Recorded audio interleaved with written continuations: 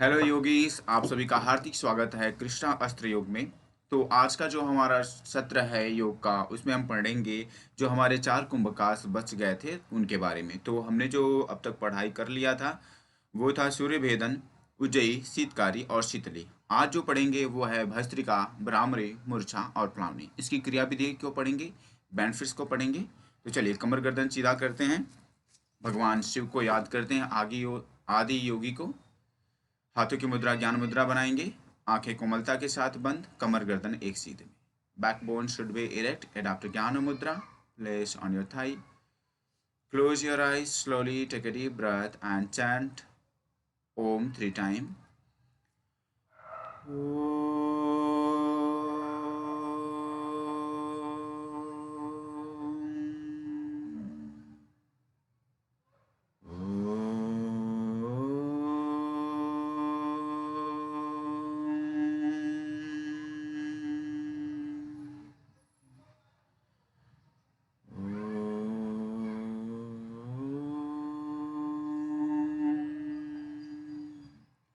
शांति शांति शांति।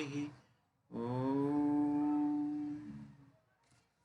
चलिए आज जैसा कि मैंने पहले ही आप सभी को अवगत करा दिया है कि अष्टकुंभक के जो हमारे चार कुंभक बाकी थे उनका पठन पाठन करेंगे। तो कमर गर्दन हमने सीधा किया हुआ है, क्यों करना है? ताकि हमारा कंसंट्रेशन बढ़े और नीचे से एनर्जी ऊपर की ओर प्रवाहित हो। तो सबसे पहले हम थोड़ा सा गुनगुनाएंगे जो हमारे श्लोक हैं उन्हें, ताकि अगर ये श्लोक याद हो गया तो इससे फ़ायदा ये होगा कि आपको रटा रटाया दिमाग पे हमेशा चढ़ा रहेगा, जिसकी वजह से कंफ्यूज नहीं हो सकते। आगे पीछे सिस्टम में करने के लिए आ जाए तो भी आप बड़े आराम से कर पाएंगे।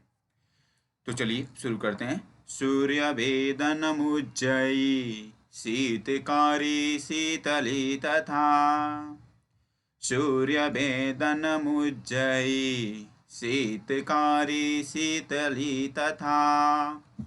भस्त्रिका भ्रामरी मूर्छा, भस्त्रिका भ्रामरी मूर्छा, प्लावनी च अष्टकुंभका। भस्त्रिका भ्रामरी मूर्छा, प्लावनी च अष्टकुंभका। तो हमने जो पढ़ लिया है वो है हमारा सूर्य भेदन, दूसरा उज्जयी है, तीसरा जो हमने प्राणायाम पढ़ चुका है वो है हमारा शीतली शीतकारी, और शीतकारी के बाद आता है शीतली जो हमने 4 तक पढ़ चुके हैं। आज हम पढ़ेंगे भस्त्रिका, भ्रामरी, मूर्छा और प्लावनी। कृष्णास्त्र योग का जो उद्देश्य है रोज की तरह आज फिर से आपको अवगत कराऊंगा। आप सभी को खुद से प्रतिज्ञा लेना है, दृढ़ निश्चय बनाना है कि मैं यम नियम को फॉलो करूंगा, पालन करूंगा, साथ में अपने आप में एक सुनिश्चित, व्यवस्थित, अनुशासित योगी बनाना है। कहते हैं योगी भव राष्ट्र के लिए उपयोगी, योगी बने राष्ट्र के लिए उपयोगी बने। तो जैसा कि कृष्णा अस्त्र योग का मेन उद्देश्य है उच्छिष्ट जागो और लक्ष्य प्राप्ति तक रुको मत। तो चलिए अब हम बढ़ते हैं अपने टारगेट की तरफ, पढ़ते हैं जो हमें पढ़ना है, क्योंकि हमें योग का पताका देश विदेश में फहराना है। तो जो हम आपको प्रोवाइड करवाएंगे वो क्या क्या देने वाले हैं उसके बारे में आप जानकारी कर लीजिए। ये जो प्रोवाइड होगा आपको पेपर 1 और पेपर 2। पेपर 2 जो है योगा का क्लासेस होंगे, जितनी भी योग से रिलेटेड ग्रंथ हैं उन्हें आपको शॉर्ट से शॉर्ट तरीके से पढ़ाया जाएगा। इसके बाद फर्स्ट पेपर भी आपको पढ़ाया जाएगा। मूक टेस्ट भी वीक में होगा, जैसा कि आपने देखा ग्रुप में डाला हुआ था। मूक टेस्ट कुछ बच्चों ने दिया भी, काफ़ी अच्छा स्कोरिंग किया, कुछ बच्चे सीख रहे हैं और उन्हें पता चल रहा है कि उनकी कमियां अभी कितनी हैं, अभी कितनी उन्हें पढ़ने की ज़रूरत है। तो हमने मूक टेस्ट भी देख लिया। अब PYQ जो होगा वो भरत सर का मिलेगा आपको, कुमार भरत और तलविंदर सर हैं, उनसे थोड़ा सा हम लोग उनके मार्गदर्शन में आगे बढ़ेंगे। और दूसरा जो है 1 आवर फॉर फ्यूचर, 1 घंटा क्या हम अपने फ्यूचर के लिए नहीं दे सकते? कहते हैं घर बढ़ सकता है, जमीन बढ़ सकती है, आपके पास सोने चांदी जेवर हैं, सब बढ़ सकते हैं। विद्या, एजुकेशन एक ऐसा पिटारा है जिसे कोई बांट ही नहीं सकता, और जो इंसान बांटेगा उसकी ज्ञान का क्षमता, ज्ञान का प्रकाश पूरे ब्रह्मांड में और ज़्यादा फैलेगा। तो ये जो पिटारा है आप इसे बढ़ाएं, धन संपदा कम हो जाए कोई बात नहीं, बट विद्या होनी चाहिए। विद्या ददाति विनयम, विद्या से ही विनय की प्राप्ति होती है, और विद्या आपको हमेशा आगे की ओर लेकर जाती है। विद्या आपको समाज में जो लोग आपसे बात नहीं करना चाहते होंगे, आपसे घृणा करते होंगे, छोटे नीचे ऊंच नीच अस्पृश्यता का भाव रखते होंगे, वो भी इनसे आप बस कुछ करके तो दिखाइए। बहन कुमारी मायावती जी हैं, अगर वैसे कोई हरिजन चला जाए तो आज भी गांव में देखा जाता है कि लोग उसे बात नहीं करना चाहते हैं, उसे अब बर्तन में पानी नहीं पिलाना चाहते हैं। बड़ी अजीब अजीब सी विडंबनाएं हैं। बट वही कोई बड़ा पोस्ट पर पहुंचा हुआ हरिजन पहुंच जाए, जैसे हमारी मायावती जी चली जाएं, या फिर आईएएस आईपीएस आईसीएस इत्यादि चले जाएं, तो उनका बड़ा सम्मान होता है। तो जाति मायने नहीं रखता है, मायने रखता है क्या है, आपके अंदर नॉलेज कितनी है, ज्ञान कितनी है। और ज्ञान पाने के बाद आपके पास जॉब लग गई, इसके बाद देखो आपका कितना ज़्यादा वैल्यू बन जाएगा। ये जो हमारे कॉन्टेक्ट नंबर हैं, ये कृष्णा सर का है 7522856558, और मेरा नंबर जो है 9695440618। यहाँ पर हम आपको थेरेपी सेशन भी प्रोवाइड करवाते हैं और योगा सेशन भी। तो जिन्हें योग से संबंधित कुछ जानकारी चाहिए, ऑफलाइन ऑनलाइन क्लासेस या फिर ट्रीटमेंट से संबंधित, आप इस नंबर पे कांटेक्ट कर सकते हैं। चलिए अब हम क्लास की ओर पढ़ते हैं। भस्त्रिका प्राणायाम, तो थोड़ा सा हम भस्त्रिका के बारे में जानेंगे। भस्त्रिका है क्या, तो ये बता रहे हैं, by doing padmasana it is like a black Smith lighting a fire with his willow in the some way. The process of inhaling and exhaling air vigorously from the nostril should be done 20 times. When the body gets tired, then the speaker sound to सूर्य भेदी प्राणायाम। अब हम इसको देख लेते हैं हिंदी माध्यम के द्वारा, ये कहना क्या चाहते हैं। तो ये बता रहे हैं, सबसे पहले योगी को बैठना किसमें है, पद्मासन में बैठना है। और फिर क्या करना है, लोहार अपनी धौकनी से अग्नि प्रज्वलित करता है। क्या बता रहे हैं, जो गोल्ड स्मिथ है वो अपनी धौकनी से जैसे आग को प्रज्वलित करता है, तेज करता है, ठीक उसी प्रकार से हमें भी अपने जठराग्नि को प्रज्वलित करना है, श्वासों को तेज करना है। ठीक उसी प्रकार से, उसी तरह से नासिका से वायु को तीव्रता से लेने और छोड़ने की क्रिया 20 बार करनी चाहिए। क्या बता रहे हैं, ठीक उसी प्रकार से हमें सांसें तेजी से लेना है और छोड़ना है।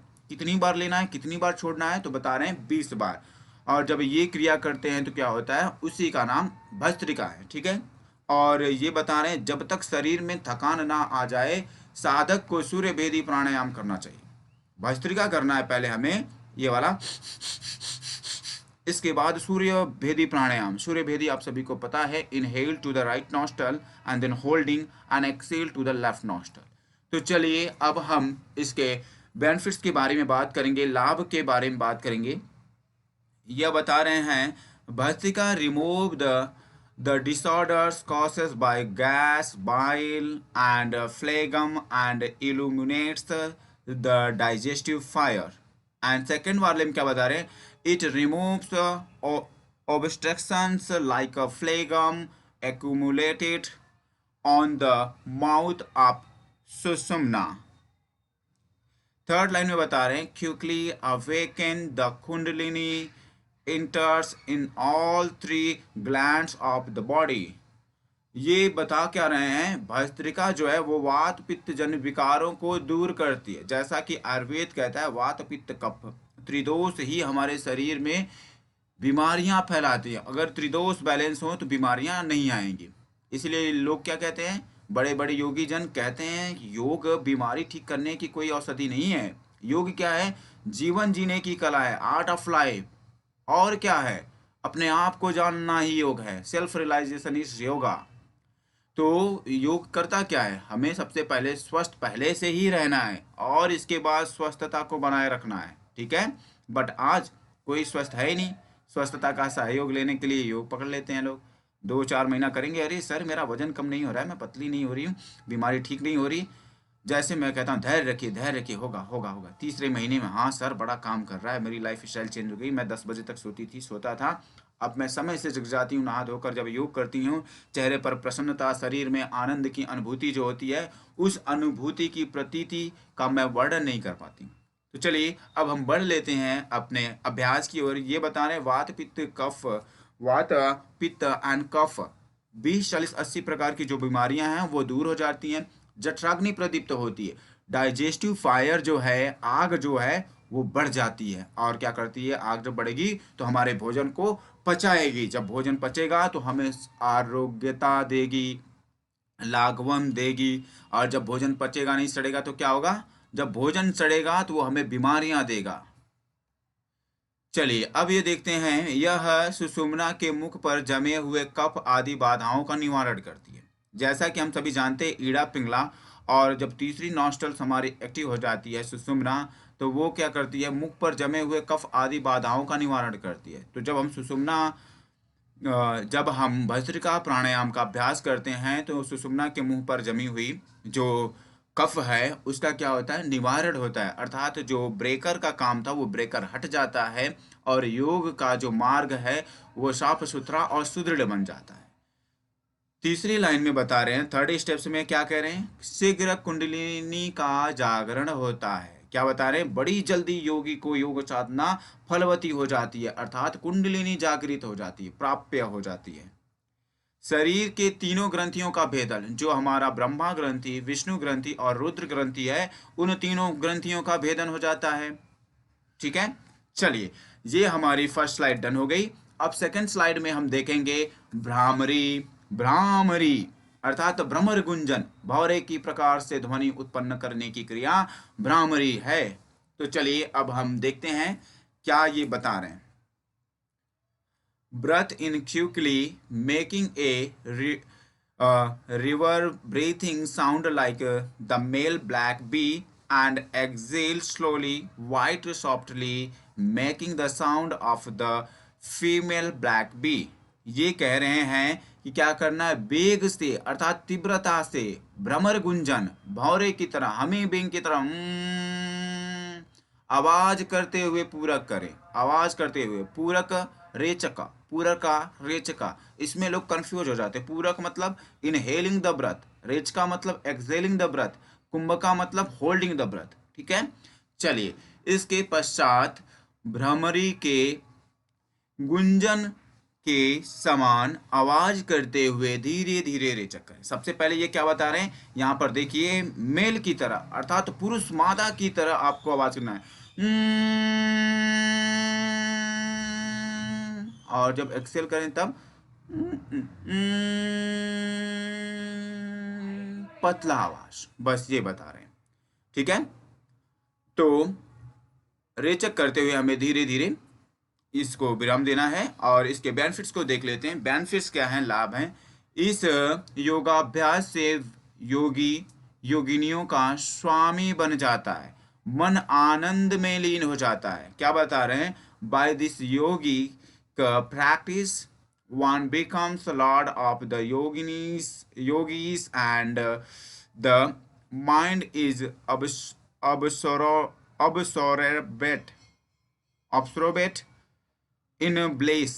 बता रहे हैं क्या है, इसे योगी जो है, योगी व्यक्ति जो है वो क्या होता है, स्वामी बन जाता है। किसका स्वामी बन जाता है, योगिनियों का। और पाता क्या है स्वामी बन जाने पास, आनंद की अनुभूति, आनंद की प्राप्ति। अब सातवां जो प्राणायाम है उससे हम बात करेंगे। सातवां जो कुंभक है उसकी बात करेंगे, उसका नाम है मूर्छा। अर्थात मूर्छा से ही कुछ लोगों ने गेस कर लिया होगा, अनुमान लगा लिया होगा कि मूर्छा है क्या। तो देखते हैं, ये बता रहे हैं क्रिया विधि बहुत ही छोटे छोटे छोटे में हम आपको बता रहे हैं। MCQ वगैरह जो मैं आपको पढ़ा रहा हूँ, ये PDF आपको जैसे ही आप YouTube खोलेंगे, अब बस नीचे आपको डिस्क्रिप्शन बॉक्स में आपको इसका लिंक मिल जाएगा, जिसके थ्रू आप हमारे साइट से जुड़ करके पढ़ाई कर सकते हैं।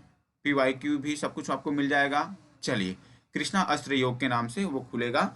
तो अब हम देख लेते हैं मूर्छा। मूर्छा में क्या बता रहे हैं, पूरक कर लेने के बाद क्या करना है, सांस लेने के बाद, सांस हमने ले लिया, इसके बाद क्या करना है, अति दृढ़ता पूर्वक क्या करें, एकदम जबरदस्ती, एकदम अड़ीक मन से, दृढ़ता पूर्वक, स्थिरता के साथ, धैर्य के साथ, पेशेंस के साथ, जालंधर बंद लगाकर क्या करना है, जालंधर बंद, ये लग गया, चिन लॉक किया हमने, जालंधर बंद अर्थात जहां से जल जाए अंदर उसे रोक लिया, वही हो गया जालंधर।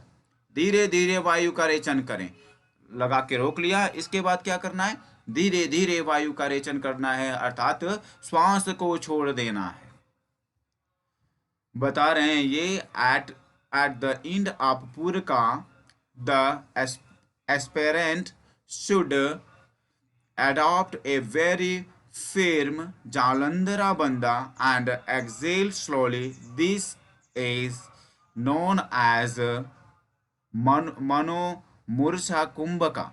मनोमूर्छा कुंभका अर्थात यहाँ पर मूर्छा के बारे में हम जानते हैं, इसका दूसरा नाम भी है मनोमूर्छा। अब इसकी बेनिफिट्स के बारे में बात करेंगे। बेनिफिट्स क्या हैं, लाभ क्या हैं, मैं आपको जल्दी जल्दी इसलिए बता रहा हूँ कि आपको YouTube में स्पीड बढ़ाने की ज़रूरत ही ना पड़े, आपका स्पीड खुद से मिले। तो ये बता रहे हैं, यह मूर्छा नामक कुंभक मनोमूर्छा लाने वाली तथा सुख देने वाली है। क्या बता रहे हैं, it leads to loss of all awareness and gives pleasure. क्या करेगा, जागरूकता देगा और आनंद की प्राप्ति कराएगा। ठीक है, सुख देने वाली है अर्थात आनंद, परम मोक्ष की प्राप्ति, परम सुख, जीवन मरण के बंधन से प्राप्त मुक्ति, यही परम सुख है, यही आनंद है, यही निर्वाण है, और इसी की प्राप्ति के लिए योगी योग करते हैं। अब हम पढ़ेंगे 8वां जो और अंतिम स्लाइड का हमारा ये प्लावनी। तो देखते हैं प्लावनी के बारे में क्या बता रहे हैं। With the stomach completely filled with a liberal quantity of air taken through the mouth, a yogi easily floats like a lotus leaf even of deepest water। ये क्या कह रहे हैं, उदर को पर्याप्त मात्रा में वायु से पूरी तरह भर लें। क्या कह रहे हैं, सबसे पहले योगी को क्या करना है, मैं आपको बहुत ही सिंपल और छोटे तरीके से बता देता हूं, क्योंकि हमने शॉर्टकट में लिखा है इसलिए थोड़ा सा समझने में कंफ्यूजन हो सकता है। ऐसा करने से साधक अथाह जल में भी कमल पत्र के समान सरलता से तैर सकता है। अब जरा हम स्लाइड पे देख लेते हैं। आपको एक योगी दिखाई दे रहा होगा, एक योगी दिखाई दे रहे होंगे। उन्होंने क्या किया है, पद्मासन में अपने दोनों पैरों को यहाँ पे देखिए मिलाया हुआ है। इसके बाद दोनों हाथों को फैला लिया है। क्या किया इन्होंने, पद्मासन लगाया सबसे पहले, और सबसे पहले किया क्या है, इन्होंने उदर को पर्याप्त मात्रा में क्या भरा है, वायु से भर लिया, अर्थात ऑक्सीजन से पूरी तरह भर लिया। और इसके बाद इन्होंने कुछ देर के लिए श्वासों को रोक लिया है, और रोकने के बाद क्या हुई है, बॉडी ऊपर है, और जब कुछ देर रुक जाएंगे फिर श्वासों पर कंट्रोल करके योगी कमल पत्र के तरह अर्थात लोटस लीफ की तरह जल में तैरता रहेगा और वो डूबेगा नहीं। चलिए अब हम अगले स्लाइड की ओर बढ़ते हैं। हमारा कुंभक का वो जो हमने स्लाइड देखा वो कंप्लीट कर लिया। अब प्राणायाम के भाग के बारे में बात करेंगे। यहाँ पर बताया गया है प्राणायाम के 3 अंग जो हैं उनके बारे में बात करेंगे। कुंभक के 2 प्रकार हैं, उनके बारे में बात करेंगे। तो चलिए सबसे पहले हम देख लेते हैं प्राणायाम के 3 अंग माने हैं। कौन कौन सा अंग माने हैं प्राणायाम का 3 अंग। तो सबसे पहला अंग है प्राणायामा। प्राणायामा इज ए ब्रीदिंग प्रैक्टिस। क्या है, तो प्राणायाम में सबसे पहले हम क्या जानते हैं, पूरका, रेचका, कुंभका। Puraka means inhaling the breath, rechaka means exhaling the breath. Puraka means inhale सांस लेना है, रेचका मीन्स एक्सहेल श्वास छोड़ना है, kumbhaka means holding the breath श्वासों को रोक लेना। चलिए अब यहाँ देख लेते हैं। इस कुंभक के 2 प्रकार माने गए हैं, और जो ये कुंभक है इसके 2 प्रकार माने गए। क्या है, सहित और केवल। केवल को केवली भी कहा जाता है। तो चलिए अब देख लेते हैं सहित कुंभक क्या है। When pranayama कुंभका is done with रेचका exhalation, देखिए मैंने आपको रेचका बताया था ना, exhalation, and पूरका inhalation, it is called सहित। क्या बता रहे हैं, जब प्राणायाम रेचक और पूरक के साथ किया जाए तब वह सहित कुंभक कहलाता है। जब प्राणायाम रेचक श्वास की क्रिया है, पूरक भी श्वास की क्रिया है, जब उनके साथ किया जाता है, साथ करेंगे तो सहित है। ठीक है जी। अब देख लेते हैं केवल कुंभक रेचक पूरक के बिना। देखिए यहाँ पर क्या किया है इन्होंने, रेचक किया था, पूरक किया था, फिर जाके कुंभक वाली प्रक्रिया है, मतलब रेचक पूरक कुंभक तीनों हुआ है, तब ये सहित कुंभक हो गया। अब केवल कुंभक या केवली कुंभक क्या है, रेचक पूरक के बिना, अर्थात ना ही सांस लेगा ना ही सांस छोड़ेगा, बस कुंभक आप को वायु का धारण करना होता है। क्या बता रहे हैं ये, पूरक रेचक के बिना अपने आप को, आप जो वायु का धारण होता है, इस प्रकार के प्राणायाम को कुंभक कहते हैं। ये क्या कह रहे हैं, ना ही सांस लेना है ना ही छोड़ना है। कहते हैं ना कुछ लोग, जो परमात्मा देंगे, ईश्वर की जो कितनी कृपा होगी वो मुझको देंगे, उतना वही मेरे लिए सफिशेंट है और मुझे नहीं चाहिए। तो ये बता रहे हैं जितना स्वतः ही श्वास अंदर आ जाए और उसी श्वास को इस प्रकार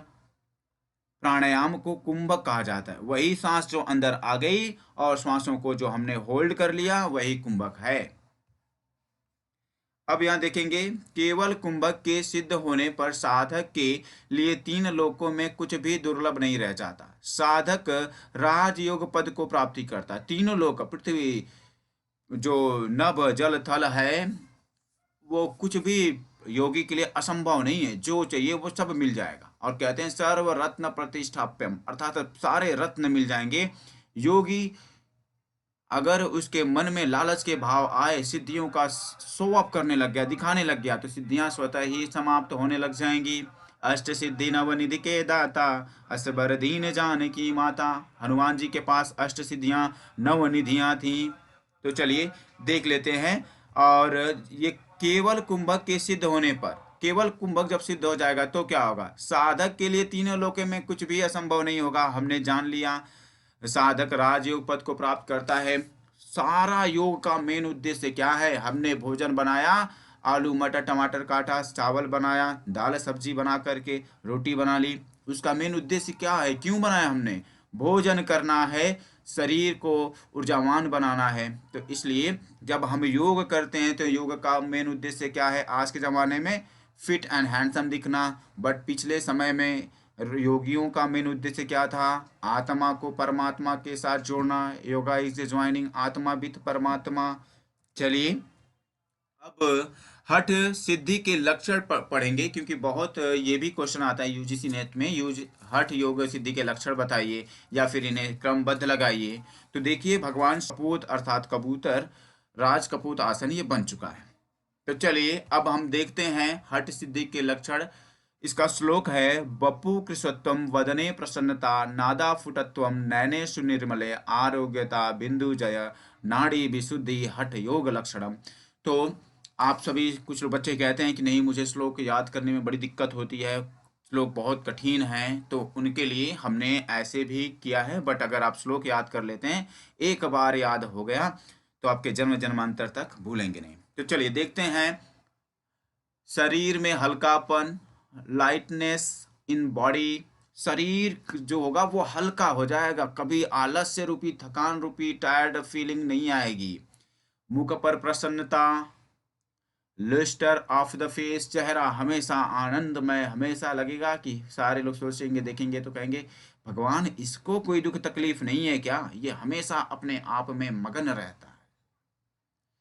अब देखते हैं स्वर में सैष्ठव, क्लियरिटी ऑफ वॉइस, अर्थात उनकी जो वाणी होगी वो शुद्ध होगी, उन्हें किसी से लोच लपेट वाली बात नहीं करनी है, जो है वो है, और वो जो बोलेंगे वो बातें सिद्ध हो जाएंगी।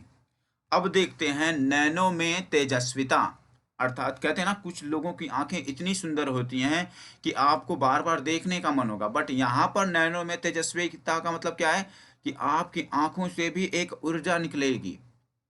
कहते हैं ना, आपने सुना होगा कुछ लोगों को कि अरे वो बाबा हैं, बस देख लें उनकी दृष्टि पड़ जाए तो मुर्दा भी जिंदा हो जाता है। उनका आशीर्वाद मिल जाए तो सारे कष्ट कट जाते हैं। ठीक उसी प्रकार से अगर हम बैड थिंकिंग की बात करें तो आपने सुना होगा कि कुछ गांव में महिलाएं होती हैं, शहरों में, कहते हैं कि अगर उसकी दृष्टि पड़ जाए तो मेरा बना हुआ काम बिगड़ जाता है, पेड़ पर फल लगे हुए पेड़ सूख जाते हैं। तो ठीक इसी प्रकार से है।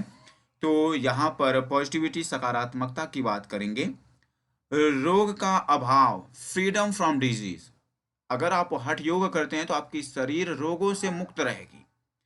बिंदु पर नियंत्रण, कंट्रोल आवर बिंदु।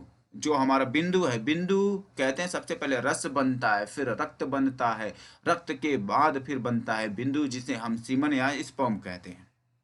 तो उस पर क्या होता है, कंट्रोल होता है, ब्रह्मचर्य, सिलिब्रेसी। क्योंकि जब योग करता है व्यक्ति तो ब्रह्मचर्य का धारण करना होता है। क्योंकि कहते हैं पतंजलि जी, अथ योगा अनुशासनम, अर्थात सबसे पहले आपको अनुशासन में रहना होगा, अनुशासन नहीं तो योग नहीं। जठराग्नि की प्रदीप्ति, स्टिमुलेट ऑफ गैस्ट्रिक फायर। जैसा कि मैंने पहले ही बताया था कि जठराग्नि जो हमारा पाचाग्नि है, जो हमारे भोजन को पचाती है, हमारे शरीर को पोषक तत्व पहुंचाती है, उसका बढ़ेगा लेवल और भोजन सड़ने के बजाय पचेगा। नाड़ियों की विशुद्धता, प्यूरिफिकेशन ऑफ नाड़ीज। जो हमारी नाड़ियां हैं वो शुद्ध हो जाती हैं, रोग मुक्त हो जाती हैं। आपने देखा होगा ब्लड टेस्ट, पहले ही कहते हैं डॉक्टर अगर ठीक नहीं हो रहा तो एक बार ब्लड टेस्ट करवा लीजिए, पता चल जाएगा क्या प्रॉब्लम है। तो अर्थात पता क्या करना है, हमारे योगी हजारों हजार साल पहले ही बता चुके हैं, नाड़ियों की विशुद्धता कर लीजिए, आपकी बीमारियां मुक्त हो जाएंगी। भोजन को शुद्ध कर लीजिए, आपकी बीमारी मुक्त हो जाएगी। बट कोई करना नहीं चाहता है।